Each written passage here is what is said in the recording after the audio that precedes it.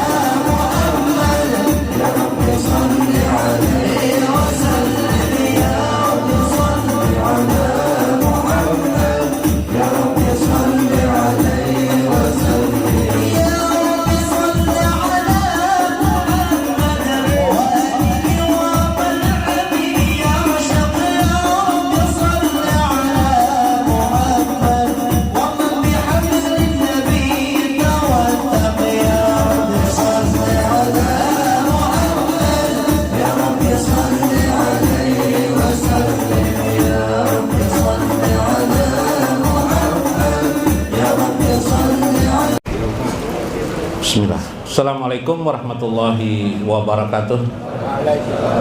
Bismillahirrahmanirrahim. Bismillahil malikil qudusis salam. Bismillahil azizil hakim. Wassalatu wassalam ala sayyidina wa nabiyyina Muhammad wa ala alihi wa sahbihi ajma'in. Fa inna insyaallah asli kitab Syekh Abdul Qadir Jalani Faturrabani wa nafa'ana bihi wa ulumihi bidarain amin ya rabbal alamin.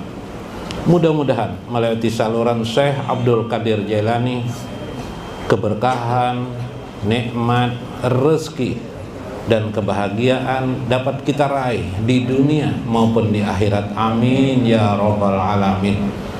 Keberkahan itu juga mudah-mudahan bagi kedua ibu bapak kita, nenek dan kakek kita, dan keluarga kita, anak-anak kita, orang-orang di sekeliling kita amin ya rabbal alamin. Faqala al-mu'allif rahimahullah wa yarzuqu may yasha'u bighairi hisab. Allah berfirman wa yarzuqu may yasha' bighairi hisab.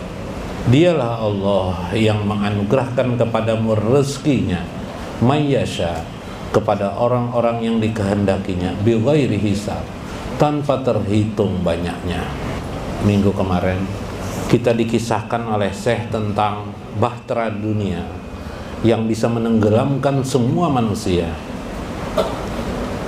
Bahkan menurut Al-Quran, informasi akhirat itu manusia digiring kepada akhirat. Kemarin surah Maryam ayat 71, manusia digiring ke dalam api neraka kecuali orang-orang yang dikehendaki Allah untuk selamat. Orang yang pertama diselamatkan Allah adalah baginda Rasulullah Sallallahu Alaihi Wasallam, sehingga Sayyidatina Aisyah pernah bertanya kepada Rasulullah, su'ila Aisyah radhiyallahu anha ila Nabi Sallallahu Alaihi Wasallam. Beliau bertanya, ya Rasulullah, apakah engkau akan digiring juga masuk ke dalam api neraka? Ya, betul. Tapi aku diselamatkan oleh Allah sebagaimana Nabiullah Ibrahim alaihissalam diselamatkan Allah, terasa sejuk, bardan wasalaman, dan menyenangkan. Subhanallah. Itulah yang dikisahkan oleh para ulama sebagai titian sirat, di mana manusia akan melewati titian sirat yang di bawahnya adalah api neraka. Subhanallah, subhanallah aja wa jalla. Hadirin jamaah musta'lim yang berbahagia, maka dunia inilah yang menggulung manusia sehingga memasukkan mereka ke dalam api neraka. Juyina linasi hubus syahwati minan nisa wal banin. Dihiasilah manusia itu dengan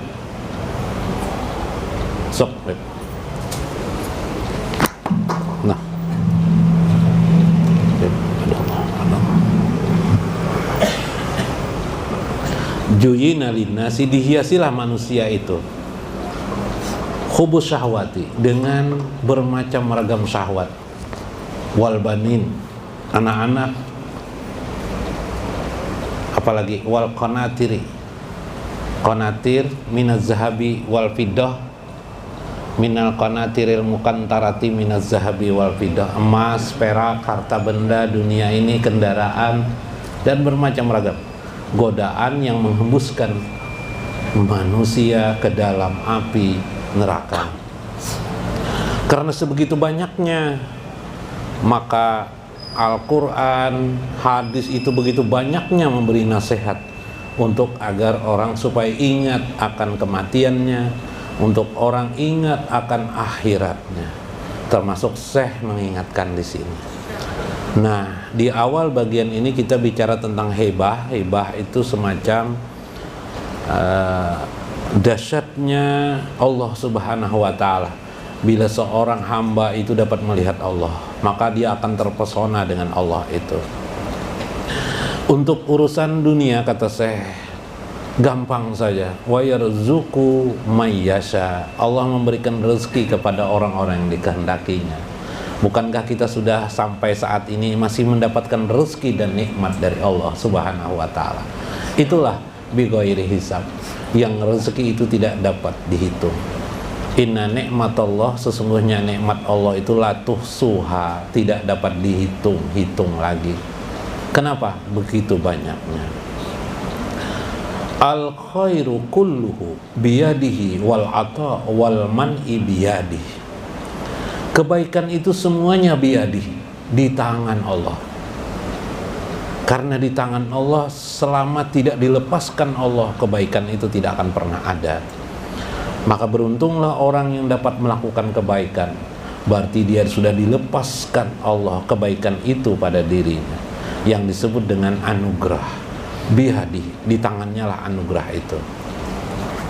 Jadi kalau kita bisa menghisap diri kita, kita sudah dapat berzikir kepada Allah, membaca salawat, mungkin mengaji Al-Quran, kita sholat 5 waktu, bulan Ramadan kita dapat berpuasa, kita menolong orang lain tanpa menggibah orang lain, mencela orang lain, merendahkan orang lain, menyakitkan hati orang lain, maka bersyukurlah anugerah itu tidak terganggu apapun. Wal atau, bukankah Allah sudah memberikan kebajikan yang banyak pada diri kita? Kita punya istri, sesungguhnya kita berjodoh dengan istri kita karena kita dijodohkan oleh Allah Subhanahu wa ta'ala. Bukan gara-gara si Udin, bukan gara-gara si Ahmad, bukan gara-gara teman kita, bukan karena ABC, semata-mata kita dijodohkan oleh Allah.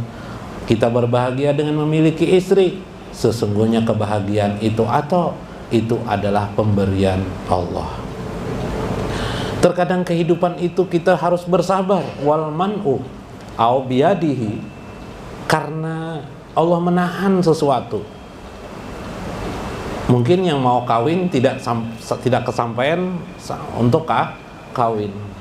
Mungkin sudah kawin, ingin punya anak, tidak kesampaian hajatnya terkabul untuk memiliki anak. Mungkin sudah bekerja siang malam, banting tulang, peras keringat, tapi tidak juga kaya-kaya, meskipun hajatnya ingin kaya. Mungkin ingin jadi gubernur, banting tulang, kerja di politik, tapi belum juga dapat menjadi gubernur, jadi wali kota, jadi anggota pejabat, jadi legislatif, anggota dewan. Banyak manusia tidak terkabul hajatnya. Apakah hanya kita saja yang tidak terkabul? Tidak, semua manusia kulluhum pasti ada yang tidak dikabulkan hajat dan keinginannya. Subhanallah. Jadi kalau meratap nanti ada hajat tidak terkabul, jangan kecewa. Orang lain pun sedang dalam keadaan tidak terkabul hajat mereka. Wal man'u, sesungguhnya yang tidak atau yang menghalangi terjadinya hajat itu juga adalah biyadih, di tangan kekuasaan Allah Subhanahu wa ta'ala. Itu masalahnya. Sehingga kalau kita berusaha, mungkin pendapatan kita berkurang dari biasanya. Secara johir kita melihat banyak pesaing. Oh, ini banyak pesaing-pesaingku. Saya jualan telur.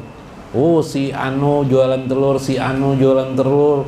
Di tempat ini pantas saja tidak laku gara-gara ini. Bisa itu main dukun-dukun terhadap diriku. Lah, jangan seperti itu. Al-man'u birrizki, yang menahan dari rezeki itu juga adalah di kekuasaan Allah Subhanahu wa ta'ala. Ya kah? Nah, kalau melihatlah, jangan lagi ribut dan rebet. Yang penting kita berusaha jual telur saja, jual telur. Apalagi dengan cara haram. Bisa palui berjualan dengan cara haram. Apa palui? Nah, beli ayam, maaf dong, jualan ayam lah. Contohnya ayam ajakin lah. Atau telur, ayam lah, ayam tidak begitu ketahuan. Berapa kilo maunya? 2 kilo? Ya acil kan? 2 kilo Nah, 2 kilo aja. 3 kilo aja acil lagi, tambahi 3 kilo lagi aja, tambahi pulang. Diambilnya ayam tuh masukannya ke dalam ke dalam wadah ayam tuh kan banyak kisahnya ayam. Ayamnya sikungannya habis dah jualan. Cuma anak dapat untung ada terus. Andak pulang diletakkan ulang di dacing, dibarati pakai tangan. Jadi jar acil napa lawan paloy. Tambahi lagi mana ya jar acil tadi tuh. Anu tikinannya ulun tuk wari lawan tikinannya mana aja. Tikin tuh nah unikin tuh apa? Nah, pakai tangan, pakai barat ya kah? Ada orang jual bensin pakai apa nih? Pakai jari. Ya lah. Coba lihat di Sidin. Sugih lah Sidin. Tidak juga kan? Coba yang culas-culas itu jualan. Oke, sugih lah Bib. Ada paloy tetap paloy. Ya kah? Nah, ganjarannya adalah api neraka. Tidak kaya juga. Bagaimanapun manusia itu berusaha dengan sekeras-kerasnya, tidak akan pernah kaya. Belajar begitu juga. Semaksimal kita belajar, belum tentu kita mengerti dan memahami apa yang kita pelajari. Tidak bisa. Tidak ada orang sekolah itu pasti pintar. Tidak. Banyak orang sekolah keluar dari sekolah tidak begitu pintar juga. Masih kurang-kurang lebih aja antara garbus dan paloy. Ya kah? Nah, itu. Karena yang memberikan kepintaran, kecerdasan itu hanyalah Allah, bukan manusia. Jika kita tidak mau cerdas dan tidak mau pintar, sabarlah. Al-man'u, ada yang menahan. Al-mani, ada yang menahan dari semua itu. Tidak lain adalah biadih, di tangan Allah. Tetapi bukan berarti yang ditahan Allah itu tidak bagus bagi kita, tidak. Kita tidak kaya bukan berarti kita tidak bagus di hadapan Allah Subhanahu wa ta'ala, meskipun hajat kita tidak terkabul waktu itu. Bukan berarti orang tidak memiliki anak meskipun dia kawin 2-3 kali dia kawin masih juga belum juga dapat momongan anak, belum tentu dia tidak bagus. Apa yang ditahan Allah itu sangat bagus karena kita tidak tahu persoalannya. Karena janji Allah, orang yang mampu melek dengan Allah, memperhatikan Allah, akan bagus nanti. Berapa banyak orang-orang yang ditahan oleh Allah mendapatkan keberuntungan, subhanallah. Ada seorang anak bekerja, dia sudah dewasa, bekerja, dia kerja dari perusahaan satu dengan perusahaan lainnya, tidak juga kaya-kaya. Sampai akhirnya diberitakan di daerah, mungkin karena dia bekerja keluar pulau, bahwa ayahnya meninggal dunia. Pulanglah dia akhirnya. Si anak juga merasa tidak berhasil bekerja di luar daerah, akhirnya dia pulang. Ternyata setelah pulang, ternyata apa? Orang tuanya meninggalkan harta kepadanya, harta yang banyak. Subhanallah. Akhirnya si anak ini menjadi kaya, bisa beli rumah dengan warisannya, bisa beli apa lagi Bu? Bini jawab. Bahaya Bib, tambah bini. Coba bayangkan. Apa bedanya? Kalau dia bekerja berhasil jadi kaya, pasti dia akan bangga-bangga pada dirinya. Nih gua yang hebat. Lupa enggak dengan Allah? Lupa. Tapi begitu dia pulang, dapat warisan dari orang tua, ya Allah, terima kasih Engkau memberikan rezeki kepadaku melewati orang tuaku. Ya Allah, akhirnya si anak ini ingat dua yang diingatnya, Allah dan orang tuanya.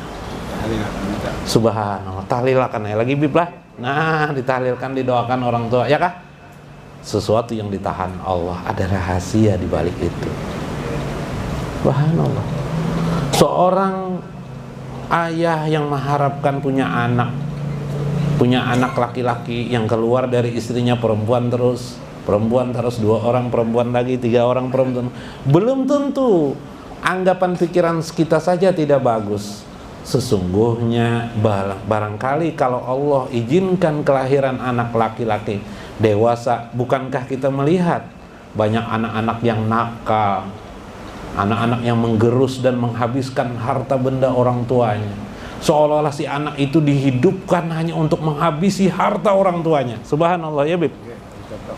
Pernah kan melihat ada yang narkoba, bahkan yang lebih gila lagi membunuh kepada ibunya atau ayahnya. Subhanallah. Allah menahan, di tangannya segala rahasia. Jikalau kita memahami ini, kita haibah kepada Allah. Kita merasa dahsyat apa yang dilakukan Allah, baik memberikan maupun menahan kepada kita. Tidak lain biyadihil khair, di tangannya adalah kebaikan demi kebaikan. Karena itu wahai anak-anakku, kata Syekh, wal gina wal faqru biyadih, sesungguhnya kekayaan itu maupun kefakiran itu semuanya di tangan Allah. Padallah ala ba'din ba'dallah, Allah fadlullah, memberikan karunia kepadamu, ala ba'din, terhadap sesuatu yang lain di antara kalian adalah sesuatu karunia demi karunia. Jadi kekayaan itu karunia, kemiskinan itu sesungguhnya juga karunia. Apakah engkau ingin mengganti api neraka akhirat untukmu ketimbang atau dibanding dengan kekayaan dunia ini? Tidak sebanding apapun juga dalam kehidupan ini, bahwa kemiskinan yang kita rasakan sesungguhnya menahan kita daripada sengatan api neraka. Betapa banyak orang-orang kaya lupa dengan Allah. Meskipun pada saat kita miskin kita berpikir, andaikan aku kaya, pastilah aku menjadi orang yang pandai bersyukur kepada Allah Subhanahu wa ta'ala. Pasti akan kubangunkan pesantren, berapa ribu majelis talim akan kubangunkan, akan kufasilitasi. Mungkin janji kita sebagai orang miskin. Berapa masjid pasti akan kita buat, berapa guru agama pasti akan kugaji, berapa habaib pasti akan kuhonor. Subhanallah. Ketika kita meskipun kenyataannya ketika kaya itu tidak pernah terjadi pada diri kita. Sungguh hayalan demi hayalan itu adalah hembusan dunia yang menggerogoti kita sehingga kita lupa kepada maksud Allah menahan kita dari kekayaan. Subhanallah. Biyadih wal ijji wal zulli biyadih, bahkan kehinaan dan kemuliaan itu juga di tangan Allah. Allah lah yang membagikan kehinaan, bukan sebab-sebab manusia. Coba bayangkan, ada seorang yang begitu mulia di dunia ini, tiba-tiba dia bisa menjadi hina dina. Ada orang yang kaya tiba-tiba bisa jadi bangkrut sebangkrut-bangkrutnya, lebih miskin dari orang miskin. Yang lebih ada lebih. Nah, bisa kata Habib. Subhanallah. Pernahkah kita melihat, di mana saja pernah kita melihat ada orang yang miskin, tidak ada punya pekerjaan, tidak ada punya kemampuan, bahkan baca tulis tidak bisa, lalu Allah mengangkat dia untuk menjadi kaya. Subhanallah, jadi mulialah ia seolah-olah di hadapan temannya, meskipun belum tentu mulia di sisi Allah. Semua itu bolak-balik itu bukan johir kemampuan manusia, tapi semata-mata biyadih, di tangan Allah. Inilah pandangan hakikat namanya. Sebuah pandangan hakikat. Kenapa jadi melihat dengan pandangan hakikat itu? Supaya kita melihat Allah dengan haibah. Haibah itu adalah kekaguman kita kepada Allah Azza wa Jalla. Mali ahadin mahu syai'un, bahkan tidak ada seorang jua pun mampu seperti Allah Subhanahu wa ta'ala, yang layak disandingkan dan dibandingkan. Kalau bisa jangan berkata ada sebuah makna sandingan tentang Allah Subhanahu wa ta'ala. La tad'u min dunillahi andadan, jangan engkau menyebut-nyebut sesuatu ada yang lebih hebat, yang lebih agung dari Allah Subhanahu wa ta'ala. Jika engkau mengagumi dan mengakui ada keagungan lain, maka engkau seolah-olah menutup dan belajar untuk buta melihat kehebatan dan keagungan Allah Subhanahu wa ta'ala. Jika engkau melihat bagaimana keagungan baginda Rasulullah sallallahu alaihi wasallam semata-mata karena Allah ingin menggambarkan kepada kita bagaimana keagungan Allah itu pada diri Sayyidina Muhammad, sehingga pengaruh dakwah beliau sampai kepada kita di lubuk tempat Banjarmasin yang jauh daripada Arab sana 1400 tahun yang silam. Hari ini kita mengecap nikmat puji syukur kepada Allah menerima Islam melewati lisan dan dakwah Nabi SAW, melewati murid-murid beliau terus menerus dari sanad ke sanad, dari ulama ke ulama. Subhanallah, al ulama warasatul anbiya. Subhanallah, begitulah Allah ingin menggambarkan kebesarannya melewati tajallinya terhadap makhluknya demi makhluknya. Tajalli di sini adalah menggambarkan kenyataan kebesaran, keagungan, keindahan Allah Subhanahu wa ta'ala. Subhanallah. Di dalam risalah Imam Qushairi, beliau mengatakan tentang haibah. Tentang haibah. Haibah itu apa? Ya, kalau ditanya tentang haibah. Lalu saya menulis sebuah bab tentang bagian daripada haibah itu sebenarnya adalah ma'rifatullah. Jadi orang yang sudah merasakan tadi, yang memberi dan menahan pemberian, memberi rezeki, menyadari pemberian rezeki semata-mata dari Allah di pintu hakikat ya, dalam kacamata hakikat, menahan orang, menghinakan orang, memuliakan orang. Makhluk yang paling mulia itu adalah baginda Rasulullah SAW. Itu karena Allah yang mengangkat derajatnya. Subhanallah. Nah, siapa itu? Nah, sekarang kita ketika itu melihat itu namanya kita sedang haibah. Saya mengisahkan tadi itu haibah namanya. Haibah itu merasakan kedahsyatan Allah. Orang yang haibah itu orang yang ma'rifatullah. Coba lihat. Sami itu Ustadz Aba Ali Ad-Daqqaq. Abi Ali Ad-Daqqaq ini adalah gurunya Imam Qushairi yang hidup kira-kira kurun waktu abad ketiga, 300 tahun setelah Nabi meninggal dunia. Min amaratil ma'rifati billahi, tanda isyarat orang itu sudah ma'rifatullah ialah husulul haibah minallah. Dia dapat merasakan dasar hebatnya keagungan Allah Subhanahu wa ta'ala. Nah, itu orang ma'rifatullah. Jadi ma'rifatullah dalam ilmu tasawuf bukan ilmu untuk berdebat, bukan. Yalah, tapi merasakan kebesaran dan keagungan Allah Subhanahu wa ta'ala dalam kehidupannya. Nah, ini luar biasanya. Maka bila kita sudah sempat melakukan haibah, itu sudah masuk di pintu ma'rifatullah. Berarti posisi kita sudah dekat dengan Allah Subhanahu wa ta'ala. Nah, jadi kalau ingin tahu dekat dan tidaknya, bisa nggak kita haibah dengan Allah Subhanahu wa ta'ala? Menangis, mengingat kebesaran dan keagungan Allah Subhanahu wa ta'ala. Kira-kira sampai di situ lah. Nah, supaya ingat, nyatakan haibah lah. Mudah-mudahan bermanfaat. Mudah-mudahan kita mendapat berkah dari Allah Subhanahu wa ta'ala. Wallahul muwaffiq ila aqwamit thoriq. Assalamualaikum warahmatullahi wabarakatuh. Ya ayyuhan nabi Allah wal kawkab